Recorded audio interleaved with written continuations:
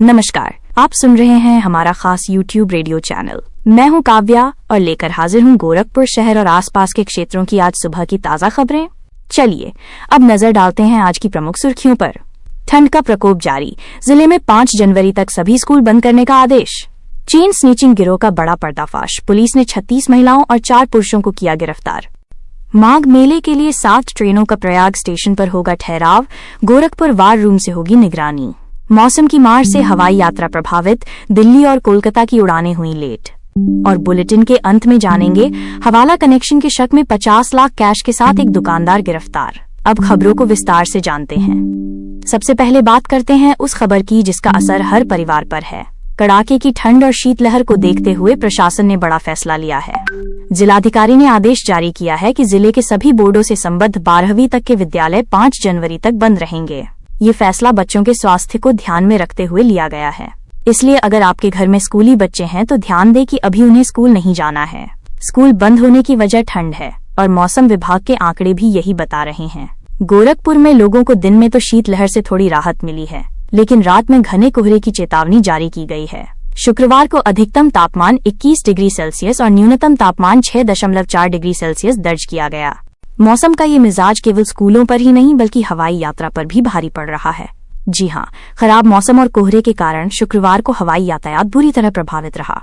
दिल्ली और कोलकाता से गोरखपुर आने वाली कई उड़ानें घंटों की देरी से पहुंची। जाहिर है, जब फ्लाइट आने में देरी हुई तो यहाँ से जाने वाली उड़ानों पर भी इसका असर पड़ा। यात्रियों को एयरपोर्ट पर लंबा इंतजार करना पड़ा। हवाई यात्रा में भले ही देरी हो रही हो, लेकिन रेलवे ने श्रद्धालुओं के लिए अपनी रफ्तार और सुविधाएं बढ़ा दी हैं। प्रयागराज में लगने वाले माघ मेले में जाने वाले श्रद्धालुओं के लिए रेलवे प्रशासन ने राहत भरी खबर दी है।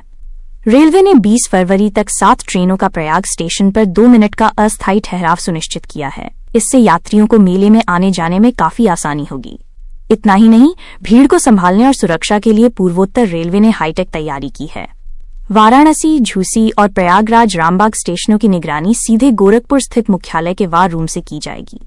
वहां लगे सीसीटीवी कैमरों की फीड अब सीधे गोरखपुर में देखी जा सकेगी। प्रशासन सिर्फ मेले की निगरानी नहीं कर रहा, बल्कि नशीली दवाओं के कारोबार पर भी उसकी पैनी नजर है। ड्रग माफिया के नेटवर्क को तोड़ने के लिए एक नई और सख्त प्रणाली लागू की गई है। अब गोरखपुर मंडल में 2 अतिरिक्त ड्रग इंस्पेक्टर तैनात किए जाएंगे। ये इंस्पेक्टर एक सर्विलांस टीम के रूप में काम करेंगे और सहायक आयुक्त औषधि के निर्देश पर मंडल के किसी भी जिले में बिना पहले बताए छापेमारी कर सकेंगे।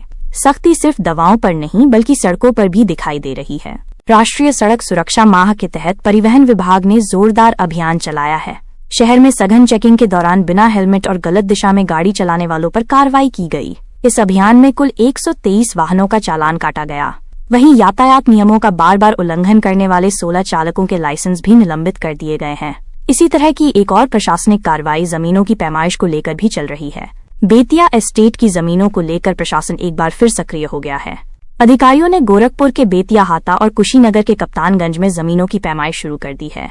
जांच में पता चला है कि कई प्लॉट पर अवैध कब्जा है। अब ऐसे मकान मालिकों को नोटिस भेजने की तैयारी चल रही है। वहीं दूसरी ओर पिपराइच के उसका गांव में जमीन की पैमाइश को लेकर हंगामा हो गया। वहां कंपोजिट पूर्व माध्यमिक विद्यालय की जमीन नापने पहुंची राजस्व टीम का ग्रामीणों ने विरोध किया। किसानों का कहना था कि वो जमीन उनकी मिल्कियत है। भारी विरोध के चलते पैमाइश का काम रोकना पड़ा। जमीन और नियमों की बात हो रही है तो शिक्षा विभाग से जुड़ी एक लापरवाही की खबर भी सुन लीजिए। परीक्षा में लापरवाही बरतना एक प्राचार्य को भारी पड़ गया है। चौरी चौरा स्थित जेबी महाजन डिग्री कॉलेज के प्राचार्य प्रोफेसर मधुप कुमार से 4,29,832 रुपए की वसूली की जाएगी। उन पर आरोप है कि उन्होंने परीक्षा से एक दिन पहले ही गलत प्रश्न पत्र बांट दिए थे। इस गलती की वजह से विश्वविद्यालय को दोबारा पेपर छापने पड़े, जिससे आर्थिक नुकसान हुआ। अब रुख करते हैं अपराध जगत की खबरों का।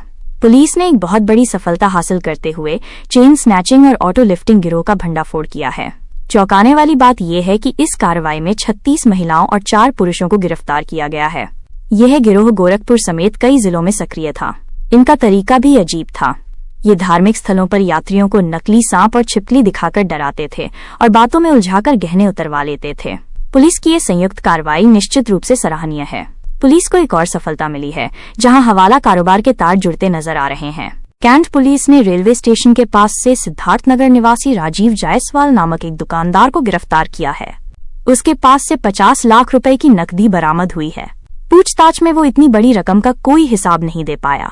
पुलिस को आशंका है कि ये पैसा हवाला नेटवर्क का हो सकता है, इसलिए आयकर विभाग को भी सूचना दे दी गई है। धोखाधड़ी के मामले यही नहीं रुके। जमीन के नाम पर ठगी की 2 बड़ी घटनाएं सामने आई हैं। पहली घटना चौरी चौरा थाना क्षेत्र की है, जहां जमीन बैनामे के नाम पर किशन कुमार से 17 लाख रुपए की ठगी की गई। पुलिस ने त्रयंबक नाथ पांडे समेत 3 लोगों पर केस दर्ज किया है। वहीं दूसरा मामला गोरखनाथ क्षेत्र का है। यहां संजय सिंह ने शशि कपूर नामक व्यक्ति पर जमीन बेचने का झांसा देकर 14.24 लाख रुपए हड़पने का आरोप लगाया है। गुलरिहा पुलिस ने इस मामले में भी प्राथमिकी दर्ज कर ली है। ठगी के बाद अब बात करते हैं शहर में हुई मारपीट और हिंसा की घटनाओं की। सहजनवा के बेलौरा चौराहे पर एक विवाद ने हिंसक रूप ले लिया। एक दुकानदार और उसके साथियों ने रवि और उसकी मां राधिका पर लाठी डंडे और धारदार हथियार से हमला कर दिया, जिससे वे गंभीर रूप से घायल हो गए। वहीं गीडा थाना क्षेत्र में छेड़छाड़ का विरोध करने पर एक ऑटो चालक और उसके साथियों ने अभिषेक विश्वकर्मा नामक युवक को पीटकर घायल कर दिया। पुलिस दोनों मामलों में आरोपियों की तलाश कर रही है।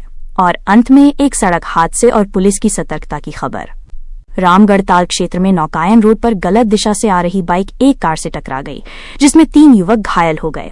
तो ये थी गोरखपुर और आसपास की अब तक की बड़ी खबरें। हम फिर हाजिर होंगे अपडेट्स के साथ। तब तक अगर आपने अभी तक सब्सक्राइब नहीं किया है तो अभी कर लें। नमस्कार।